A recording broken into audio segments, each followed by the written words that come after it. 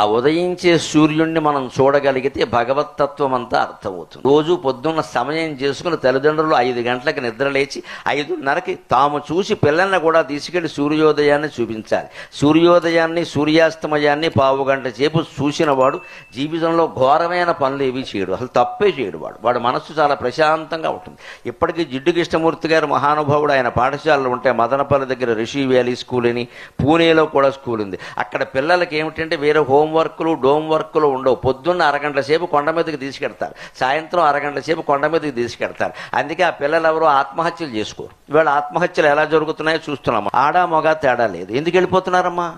ఎక్కడ సూర్యోదయం లేదు, సూర్యాస్తమయం లేదు, ఒక కళ లేదు, ఒక బొమ్మ వేయడం లేదు, ఒక పాట పాడడం లేదు, ఒక ఆట ఆడడం లేదు. ఎంతసేపు పుస్తకాలు పెట్టి రుబ్బేసి రాసే చూసే రాసే ఎక్కడ తట్టుకుంటాడు?